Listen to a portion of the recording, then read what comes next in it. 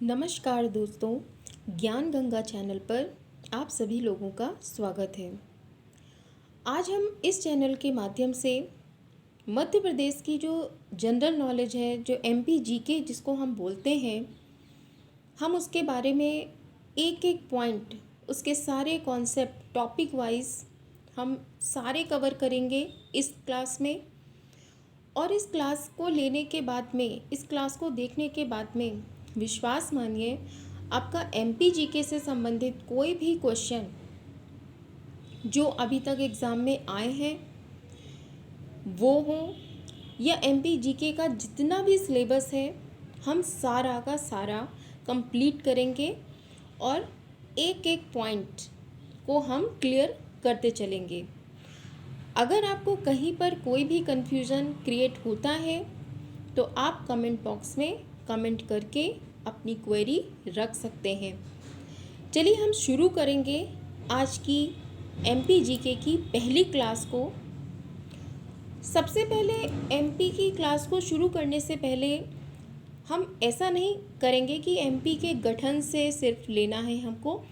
MP का गठन जैसा कि सभी जानते हैं कि 1 नवंबर 1956 में हुआ, लेकिन 1 नवंबर 1956 से पहले क्या हुआ, उसकी पूर्व स्थिति मध्य प्रदेश में क्या थी, क्योंकि उससे भी कई बार क्वेश्चन एमपीपीएससी के द्वारा पूछे गए हैं।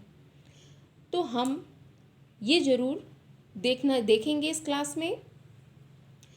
और कहीं ना कहीं कोई भी विषय हो, वो किसी दूसरे विषय के साथ में लिंक जरूर करता है।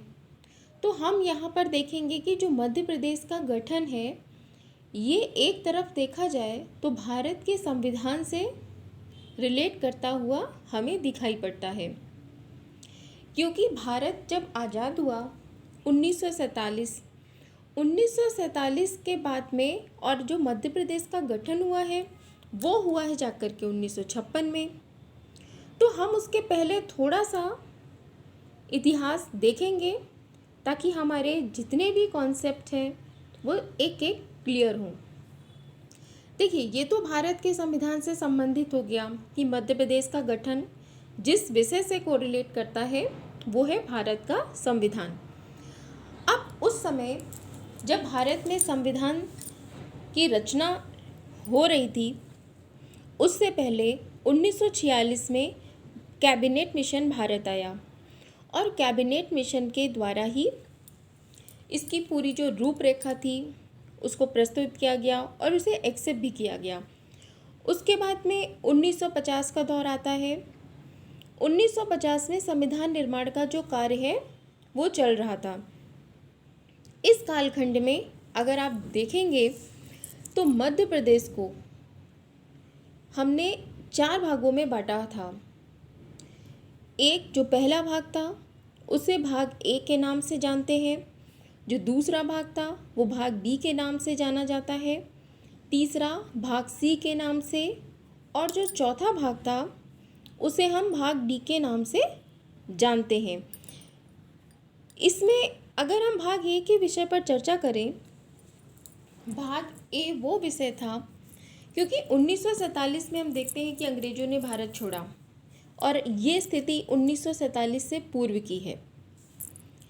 जो भाग ए का हिस्सा था ये वो क्षेत्र थे जो अंग्रेज़ों के द्वारा सीधे उनके नियंत्रण में थे, यानी कि जो ब्रिटिशर्स थे उनका डायरेक्ट शासन भाग ए पर था। तो जब वो यहाँ से गए 1947 में, तो उन्होंने जो उसकी उस समय भारत की जो बागडोर जिनके हाथों में थी, तो उन ब्रिटिशर्स के द्वारा भारत को उस बागडोर को इस क्षेत्र की सौंपा गया। और यदि हम इसके बारे में देखेंगे तो हमें संविधान के 152 अनुच्छेद से 237 तक हमें भाग ए की चर्चा देखने को मिल जाएगी। अगर हम भाग बी की बात करें, उस समय देखिए भारत में 552 रियासतें थीं। ये तो सभी जानते हैं कि उन रियासतों का जो एकीकरण श्री वल्लभ भाई पटेल जी के द्वारा, उनके प्रयासों के द्वारा किया गया और भारत को एकीकृत करने का जो कार्य किया। तो इन सारी रियासतों में से एक रियासत यहाँ पर जो भी शासन कर रहे थे इन रियासतों पर, वो बड़े बड़े राजा थे, उन राजाओं की ही रियासत थी। तो राजाओं से रियासत को ले करके भारत संघ में उसको शामिल करना एक बहुत कठिन काम था। इसके लिए ये बोला गया कि आप लोग अपनी रियासतों को भारत में शामिल करिए, भारत संघ में शामिल करिए, और इसके एवज पर आपको विशेषाधिकार दिया जाएगा। और उसी विशेषाधिकार को हम एक संवैधानिक भाषा में प्रिवी पर्स के नाम से जानते हैं। और इस प्रिवी पर्स को कुछ समय के लिए तो ये चला, लेकिन जब इंदिरा गांधी जी का दौर था 1971 में, इस विशेषाधिकार अर्थात प्रिवी पर्स को समाप्त कर दिया गया। किस संशोधन के माध्यम से? हमारे संविधान में 26वें संशोधन के माध्यम से इस प्रिवी पर्स को समाप्त कर दिया गया। और इस पर क्वेश्चन भी MPPSC ने पूछा है सन 2020 में।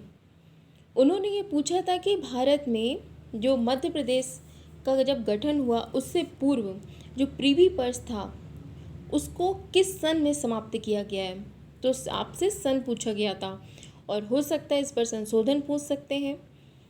इसलिए ये 56 से पहले की जो स्थिति थी उसका पूरा अध्ययन करना आपके लिए बहुत ज़रूरी है।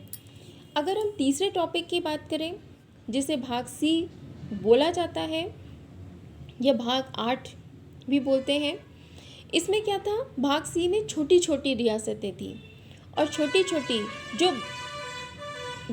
छोटी रियासतें थी, उन छोटी छोटी रियासतों को मिला करके भाग C का गठन किया गया था, क्योंकि बड़ी बड़ी रियासतें भाग B में शामिल कर ली गई, और जो छोटी छोटी रियासतें थी उसको भाग C के अंतर्गत रखा गया, ताकि किसी प्रकार का कोई कंसेप्शन क्रिएट नहीं हो। इसके बाद हम भाग D की अगर बात करेंगे, तो भाग D में केंद्र शासित प्रदेश, उनके विषय में हमको देखने को मिलता है।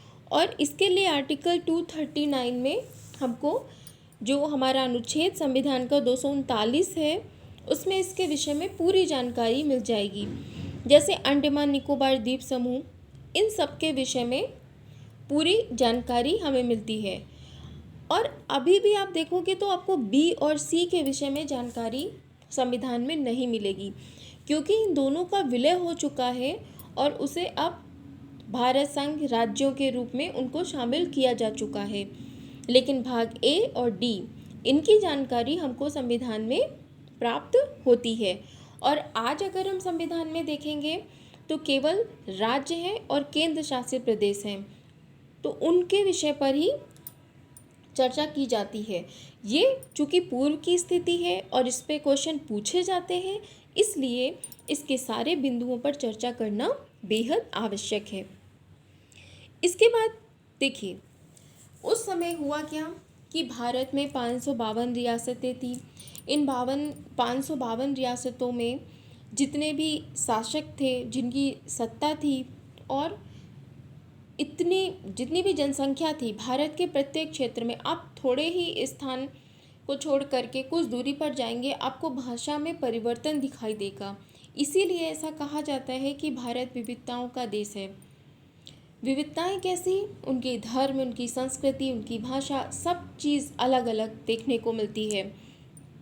तो ऐसी स्थिति में अगर हम विभाजन, ये प्रश्न आया उस समय कि भारत के स्वतंत्र होने के बाद में, कि जब हम राज्यों का अगर हम गठन करेंगे, इन रियासतों को मर्ज करके, इनको मिला करके, तो प्रशासनिक आधार पर विभाजन करना उचित नहीं होगा।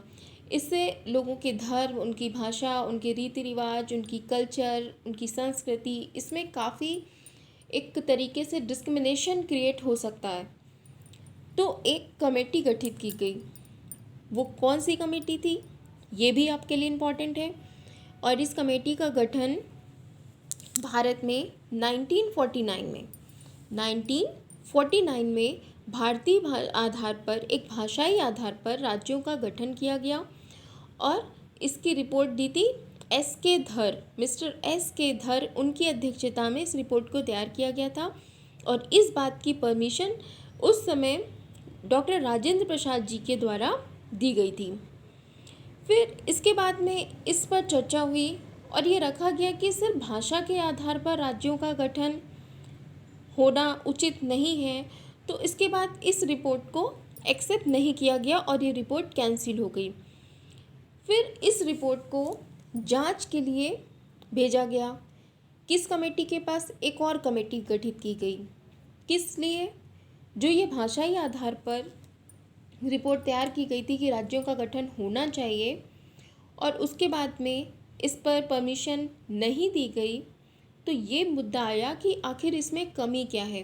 उन कमियों को ढूंढने के लिए एक जेवीपी कमेटी का गठन किया गया और इस जेवीपी कमेटी में कौन कौन शामिल था?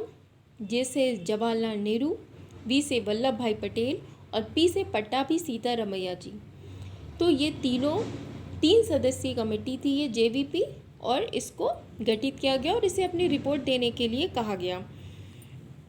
इसके बाद में फिर 1953 आया। 1953 में एक घटना घटित हुई। एक व्यक्ति थे, उनका नाम था श्री रम्मालू कोटा जी। इन्होंने क्या किया था? इन्होंने 56 दिन का उपवास रखा। वो एक जिद पर अड़ गए थे कि नहीं, भाषा के आधार पर ही राज्यों का गठन होना चाहिए, और उपवास रखने के कारण इनकी मृत्यु हो गई। तो इस स्थिति पर नियंत्रण रखने के लिए उनकी मांग को मान लिया गया और भारत में पहला भाषा आधारित जो राज्य है उसका गठन हुआ, और वो गठन हुआ था 1 अक्टूबर 1953 में, और उस राज्य का नाम था आंध्र प्रदेश। इसके बाद में दिसंबर 1953 में राज्य पुनर्गठन आयोग की स्थापना की गई।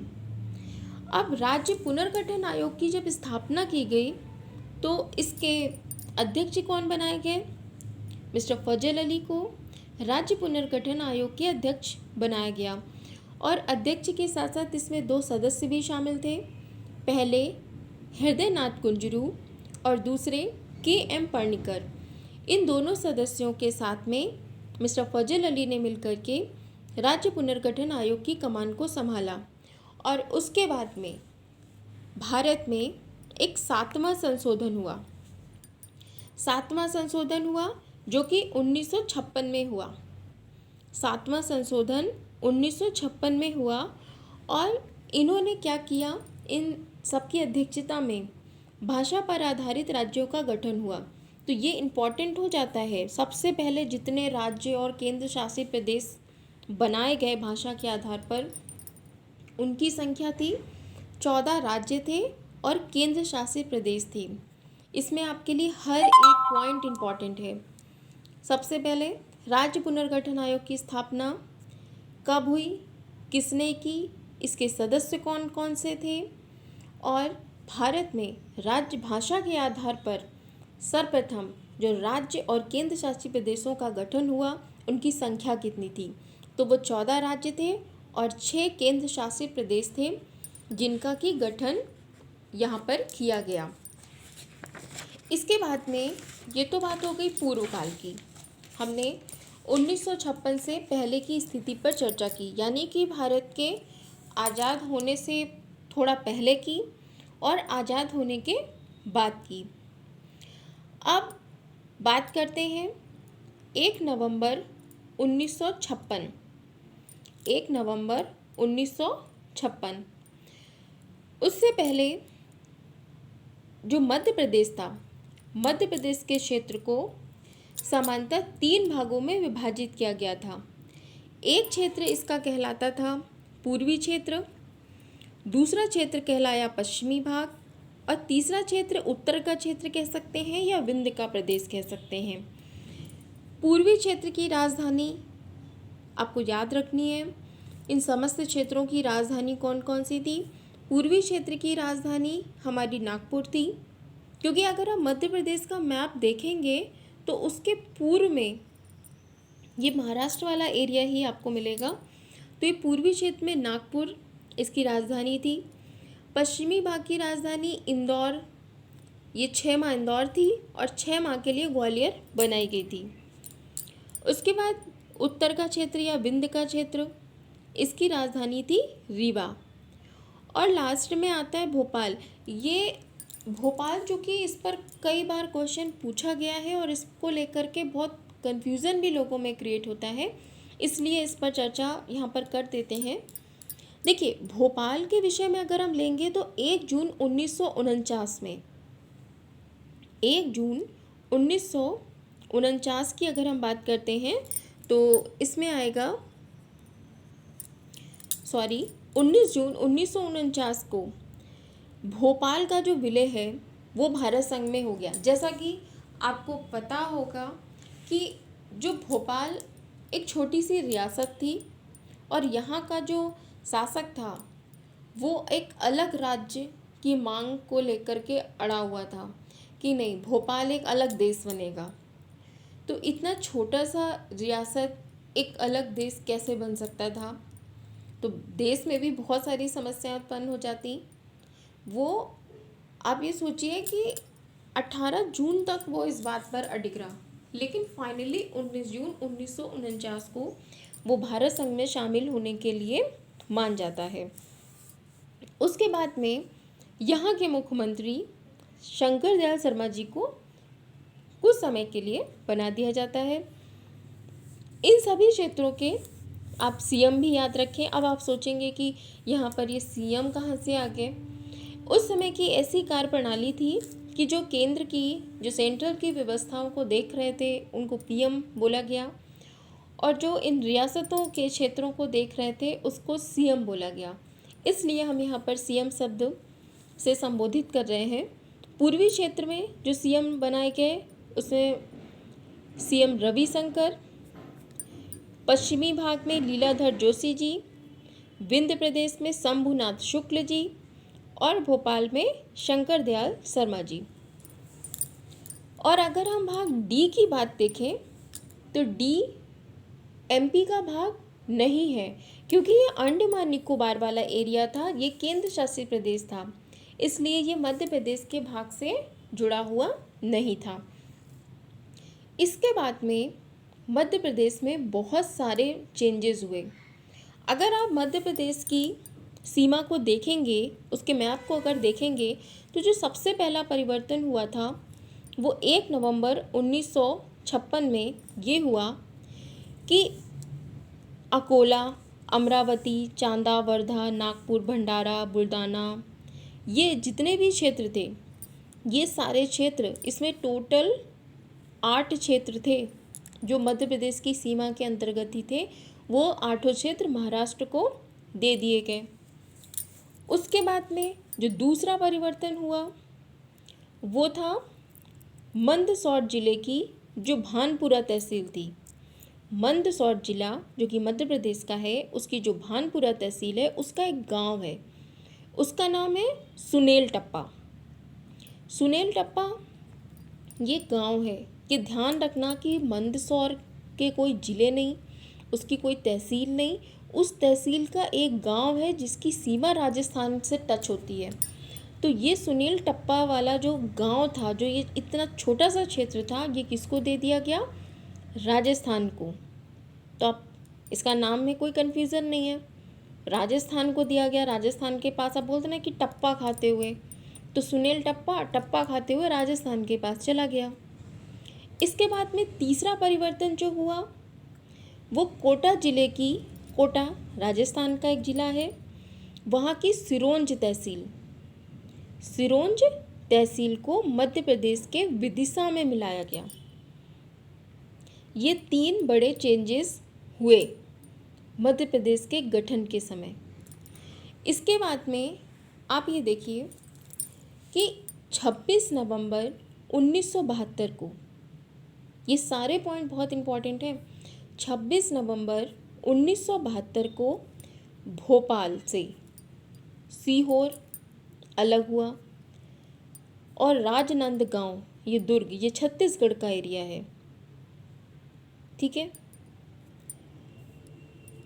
ये अलग हो जाएंगे मध्य प्रदेश से। ये पहले तो ये सीहोर वाला एरिया भी, लेकिन फिर इसको इसमें शामिल किया गया, सीहोर से भोपाल को अलग किया गया और दुर्ग से ये जो राजनंदगांव है ये अलग हुआ। लेकिन ये बात अलग है कि ये छत्तीसगढ़ में आगे चल कर के मिल जाता है, क्योंकि अभी तो मध्य प्रदेश का गठन हो चुका है। मध्य प्रदेश का गठन 1956 में ही हो गया था, जैसा कि हम पूरी चीज़ें देख रहे हैं। लेकिन उसके बाद में जो वर्तमान मध्य प्रदेश हम देखते हैं, जो कि 1 नवंबर सन 2000 में जिसका गठन हुआ, उसकी तो कैसे उससे छत्तीसगढ़ जो है वो अलग हो गया, और किस ज़िले से कहाँ से कौन सी तहसील बनाई गई, कौन सा नया ज़िला जोड़ा गया, इसको लेकर के बहुत क्वेश्चन पूछे जाते हैं और हम उन सारे टॉपिक जो हैं वो यहाँ पर डिस्कस करेंगे। इसके बाद में जिला पुनर्गठन आयोग का गठन होता है। जिला पहले क्या हुआ था, राज्य पुनर्गठन आयोग, और अब किसका गठन हुआ है, जिला पुनर्गठन आयोग। इसका गठन कब हुआ है, 1983 में। किसकी सिफारिश पर, सर PR दुबे की सिफारिश पर। 1983 में PR दुबे की सिफारिश पर जिला पुनर्गठन आयोग का जो गठन है वो किया गया, और इस पर 10 जिले बनाए गए थे। अब इन 10 जिलों की अगर आप स्थिति देखोगे,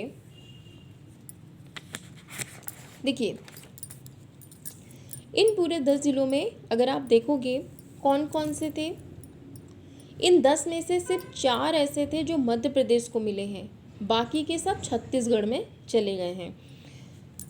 तो वो कौन कौन से 4 हैं जो मध्य प्रदेश को मिले हैं, बड़वानी, श्योपुर, कटनी, डिंडौरी। और ये बड़वानी जो है खरगोन से,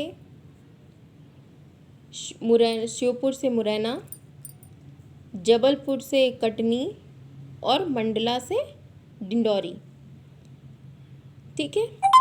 इसके बाद 1998 में, अब देखिए कमेटी आगे आपको बहुत सारी मिलेंगी।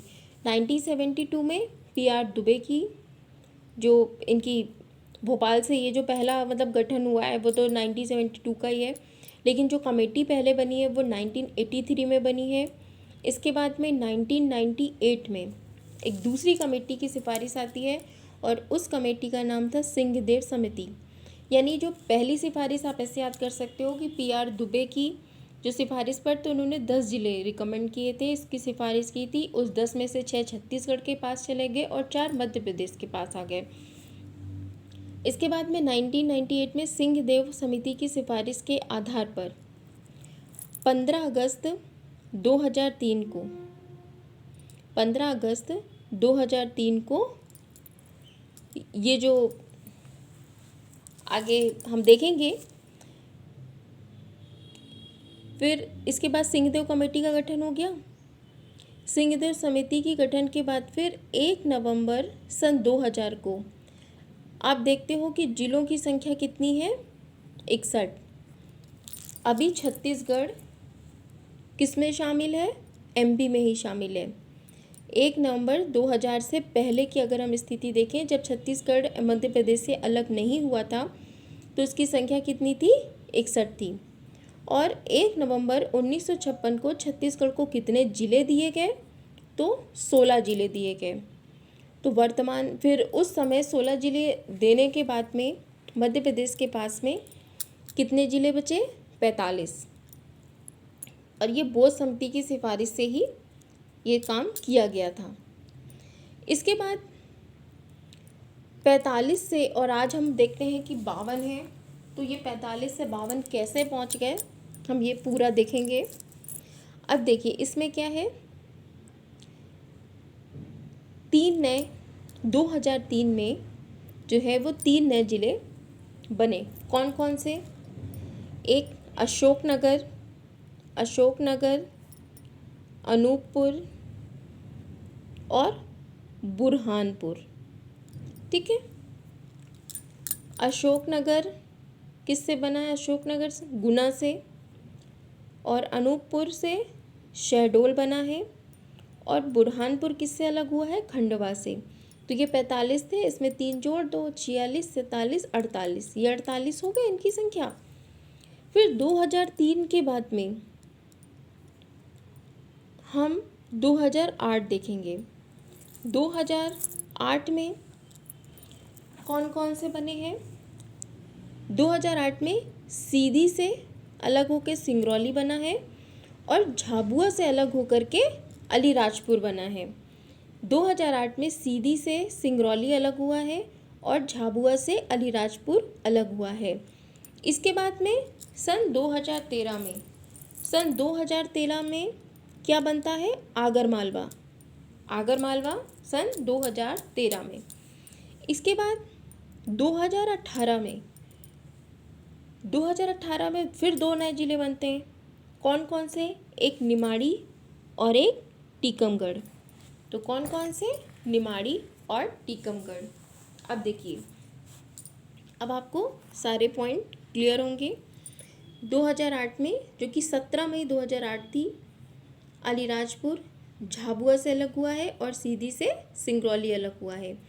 फिर 16 अगस्त 2013 में आगरमालवा बना है शाजापुर से।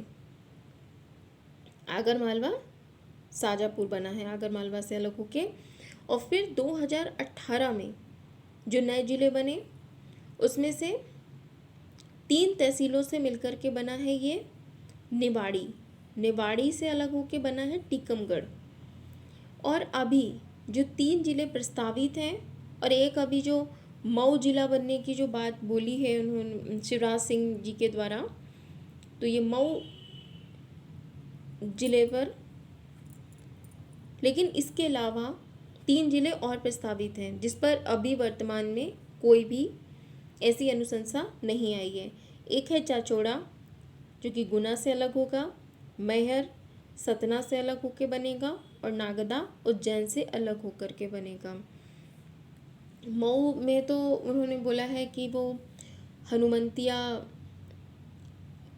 उसके जो टापू वाला एरिया है, मतलब 4 इसमें तहसीलों को शामिल करेंगे और फिर इसको एक ज़िला बना करके अलग करेंगे। तो यहाँ पर देखिए, आज हम सिर्फ इतना ही देखेंगे कि मध्य प्रदेश के गठन के विषय में ही हम पढ़ा है। और अब आप थोड़ी देर के लिए एक बार पूरी चीज़ों को रिवाइज कर सकते हैं कि कौन कौन सी कमेटी बनी है, किस सन में बनी है, और उससे पहले जब मध्य प्रदेश का गठन 56 में नहीं हुआ था, उससे पहले भारत के जब आज़ाद हुआ और उसके बाद की स्थिति क्या थी, कैसे भाषा पर आधारित जो राज्य है उनका गठन हुआ, किस व्यक्ति के प्रयासों से ऐसा हुआ, प्रिवी काउंसिल क्या थी, कब उसको हटाया गया, भारत में रियासतें कितनी थी वो, और मध्य प्रदेश को कितनी रियासतों में उसको कितने मतलब कैटेगरी में बांटा गया, ABCD इस तरीके से। अब पूरा टॉपिक एक बार मेमोराइज़ कर लीजिए, पढ़ लीजिए। विश्वास मानिए आपको MP के गठन से संबंधित अब कोई भी कन्फ्यूज़न क्रिएट नहीं होगा। और आशा है कि आपको ये क्लास अच्छी लगी होगी। हम हमारे MPGK के जितने भी टॉपिक हैं हम उनको 1 बाय 1 इसी चैनल के माध्यम से कंप्लीट करेंगे। और आज के लिए ही इतना ही। बाकी आप लोगों को अगर ये चैनल अच्छा लगा हो, ये क्लास अच्छी लगी हो, तो इस चैनल को सब्सक्राइब कर दें और इस क्लास को, इस वीडियो को लाइक करें, अप्रिसिएट करें। धन्यवाद।